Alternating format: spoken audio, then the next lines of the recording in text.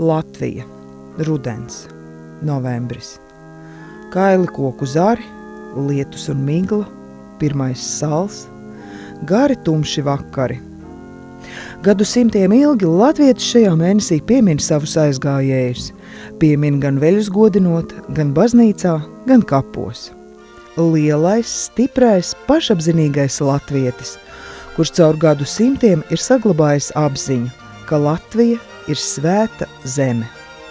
Lielais, pašapzinīgais latvietis, kurš iznesis no pagātnes caur vācu, zviedru, poļu, krievu un citu valodu jūklim savu valodu, savus rakstus, savas mājas, savu zemi un savu sūro zemnieka dabu, sīkstumu un izturību.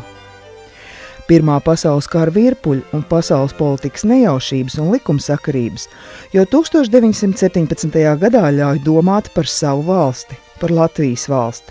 Kopš 1918. gada novembris Latvijā ir skaudru un stipru svētku laiks.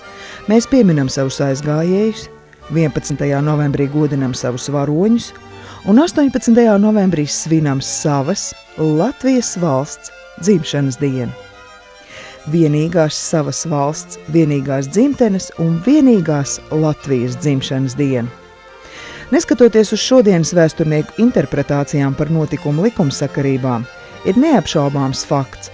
1918. gada 18. novembrī tika proklamēta Latvijas valsts. 18. novembris ir jau kļuvis par simbolu, bet gatavošanās 18. novembrim īstenībā ir stipri garāka. Un varbūt, ka interesanti ir minēt to, ka es, piemēram, pat saskāros ar tādu jautājumu, tas ir pilnīgi nejauši, un nesagatavotu lēmumu pieņēma, ne uz ko pamatotu, un pasludināja to, kā vēl nebija 18. novembrī. Man gan jāsaka, šī viedokļa piekritējiem man ir jāoponē, tā nebūtu nebija. Jo galu galā tie, kas gatavoja valsts proklamēšanu un kas pieņēma lēmumu proklamēt valsti 1918. gada 17. novembrī, tie strādāja jau vismaz gadu un vairāk kā gadu, jo ideja par Latvijas valsti, par Latvijas neatkarīgo valsti virmoja jau kopš 17. gada nogales, kad gan Latvijas Nacionālā pagaidu padome, gan demokrātiskais bloks jau faktiski bija izveidojušās divas tādas stabilas kopas, kas gatavoja šīs valsts izveidi. Un 1918. gada janvārī jau tiek runāts par nepieciešamību veidot neatkarīgu Latvijas valsti. Diemžēl, atšķirībā no kaimiņiem, lietuviešiem un igauņiem, kuri, kā zināms, svin savu neatkarību februārī, 16. februārī un 24. februārī, topošās Latvijas politiķi nepaspēja pieņemt šo lēmumu, jo sākās vācu uzbrukums. Līdz ar to tas aizkavējās līdz rudenim, jo izšķirošais brīdis būtībā ir 1918. gada 11. novembris. Tas ir tieši gadu pirms mūsu lāčplēšu dienas, pat nosvinētās. 11. novembrī tiek saņemta vēsts ziņa, dokuments par to, ka Lielbritānijas ārlietu ministrs Lords Balfūrs atzīst Latvijas atzīšanu de facto jau 11. novembrī. Arī tas liecina, ka 18. novembrī tas ir tikai fakta jau konstatēšana, pasludināšana. Priekšdarbus latviešu politiķi veids ilgstoši. Un kaut vai šis Mejerovica ieguldījums, panākot šo atzīšanu no Lielbritānijas, tas ir pierādījums, ka jau nedēļu pirms tiek pieņemts lēmums. Bet konkrēti 15. novembrī tiek noņemts, atcelts aizliegums par pulcēšanos. Līdz ar to latviešu politiķiem ir skaidrs, brīdis ir pienācis. Ir jāveic sagatavošanās darbi. Uzreiz pēc 2 dienām, 1918. gada 17. novembrī, tiek izveidota Tautas padome, apvienojoties Nacionālajai padomei un demokrātiskajam blokam vienotā platformā un izveidojot Tautas padomi. Un tiek pieņemti vissvarīgākie lēmumi. Lēmums nākamajā dienā veikt valsts pasludināšanu, lēmums par Tautas padomes priekšsēdētāju ievēlēt Jāni Čaksti un lēmums par ministru kabineta galvu ievēlēt Kārli Ulmani. Pie tam Kārli Ulmani ievēlē vienbalsīgi, vienprātīgi. Un tagad no 17. novembra vēla vakara līdz nākamās dienas 18. novembra 16. rit ārkārtīgi spraigs darbs, pietrūkst laika, pietrūkst iespējas šo informāciju ziņot pēc iespējas plašāk, jo pirmkārt ir joprojām Vācu okupācijas spēku kontrole, un tā ne tikai kavē informācijas nodošanu, bet arī iespējams varētu traucēt vispār šī pasludināšanas akta norisi. Tādēļ ārkārtīgi lielā steigā naktī pirms 18. novembra tiek drukātas ieejas kartes uz šo pasākumu. Un ja mēs zinām to, ka proklamēšanas pasākumu ir fiksējis fotogrāfs Vilis Rīdzinieks savā vienīgajā fotogrāfijā, tad ir jāsaka, ka mēs ar lepnumu Latvijas Nacionālajā vēstures muzejā īpaši šajās dienās demonstrējam savu unikālāko eksponātu. Tas ir šādu ieejas karti uz 18. novembra pasākumu, kurš tika drukāts uz pavisam necila papīra un kurš esot dalīts no rokas rokā uzticamiem cilvēkiem, kuri varētu nākt un atbalstīt šo pasākumu savas pārliecības dēļ. Un tā kā raksta prese, 18. novembrī jau sākot no 3:30 tagadējā Nacionālā teātra zālē sāk pulcēties cilvēki. Zāle kļūst aizvien pilnāka, pirms 4 jau ir gandrīz pilna, un 16:30, 16:30 šis fakts ir noticis. No Nacionālā teātra skatuves valsts tiek pasludināta, valsts tiek proklamēta. Gustavs Zemgals klāt neesošā Tautas padomjas priekšsēdētāja Jāņa Čakstes vārdā saka uzrunu. Kārlis Ulmanis, pirmais Latvijas Republikas ministru prezidents, tas nekas, ka pagaidu valdības galva šajā brīdī saka savu uzrunu, aicinot visus uz darbu Latvijas labā. Neapsolot uzreiz vieglas dienas, bet apsolot kopīgu darbu un apņemšanos šo valsti veidot.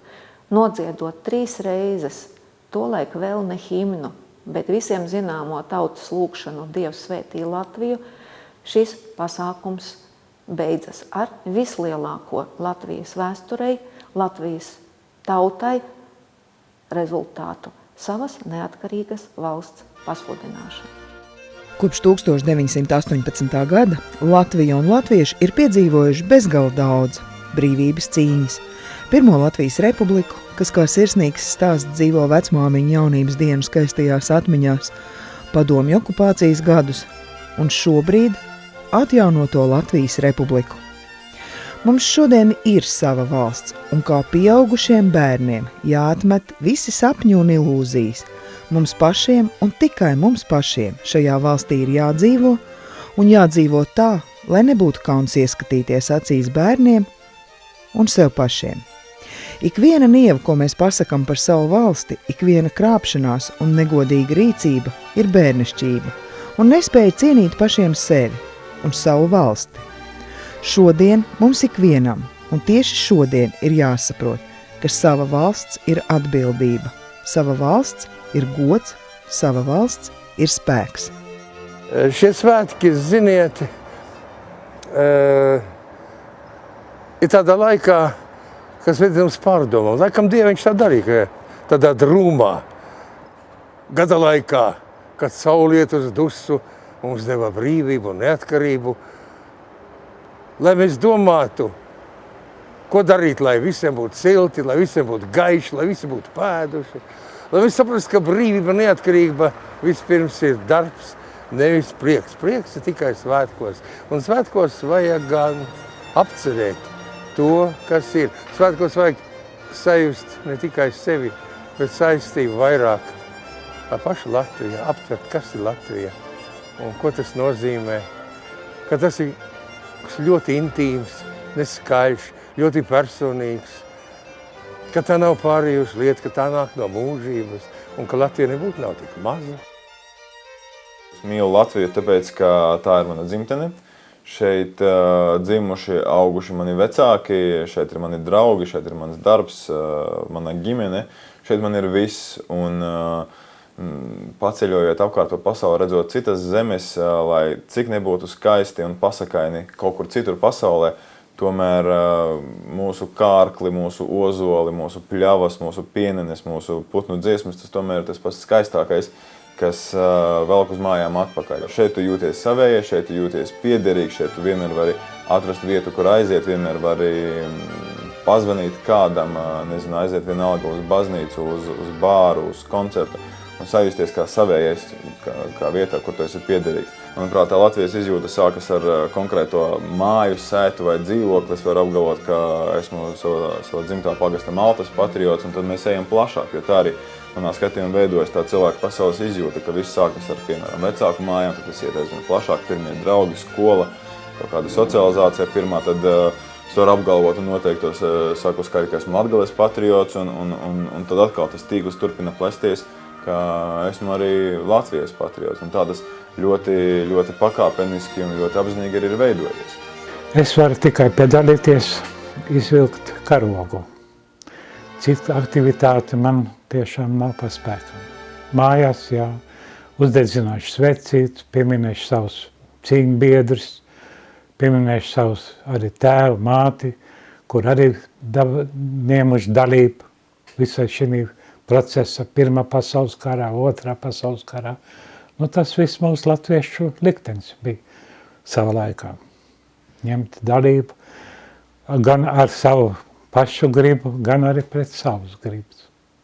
Šajā dienā es izjūtu patiešām lepnumu par to, ka es esmu dzimusi tieši šai vietā, ka manai tautai un manai valstī ir tāda vēsture, un tā vēsture pat labāk ir tā iegrozīsies, ka pēc daudziem grūtiem, smagiem, nu kā teikt, vergu gadiem mēs atkal esam brīvi un ir ko pārdomāt īstenībā tajā dienā. Un ja tev vēl aug bērni ģimenē, ļoti svarīgi bērniem ir nodot šo stāstu tālāk un iedot viņiem to sajūtu, ka nav svarīgi, cik valsts ir liela, nav svarīgi, cik valsts ir iedzīvotāji. Galvenais, ka valsts, tas esi tu, un cik labs būsi tu pats, tik arī valsts būs laba. Mēs varam lepoties ar to, ka mēs tomēr esam sīksti. Es te negribētu dzimšanas dienā sākt kritizēt to, kādi mēs neesam, ja? Bet es gribētu tomēr uztvert tās labās īpašības. Mēs esam sīksti, mēs varam izturēt daudz ko. Un pats galvenais, man tomēr gribas cerēt, ka tas gaišais ir vairāk nekā tas tumšais.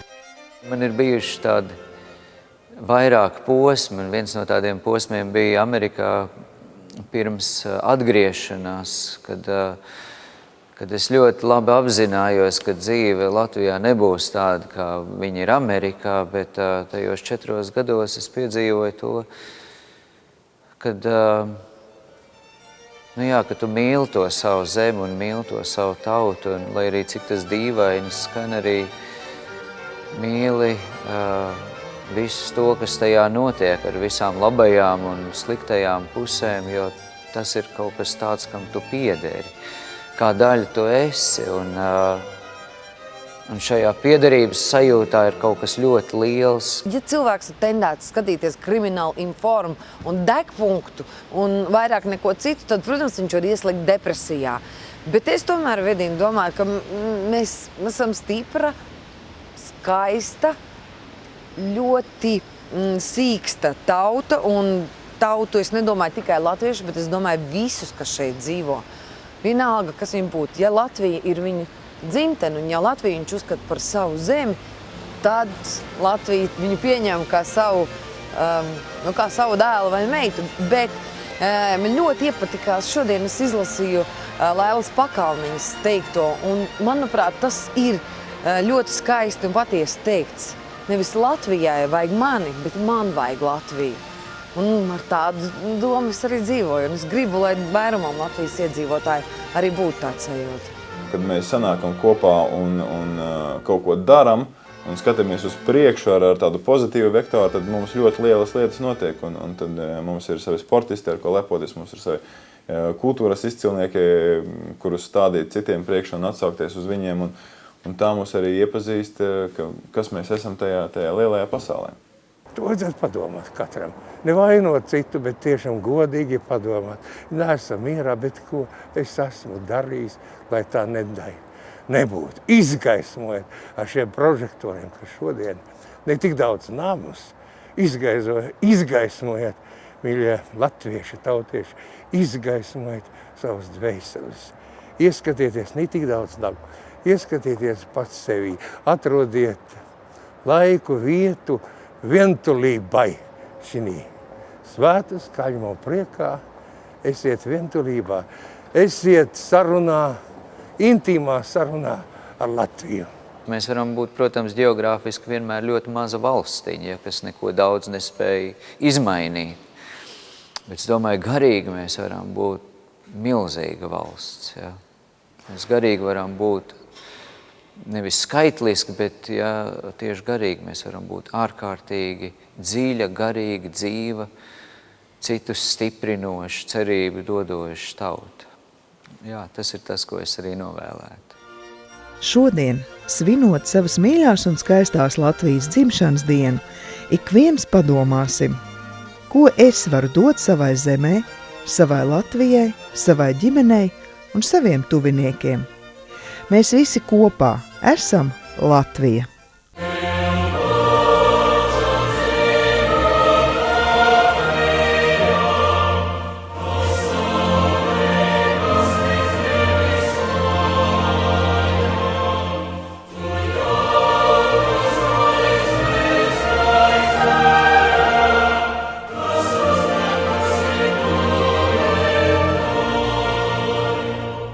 Sirsnīgi pateicamies par atbalstu raidījumu tapšanā.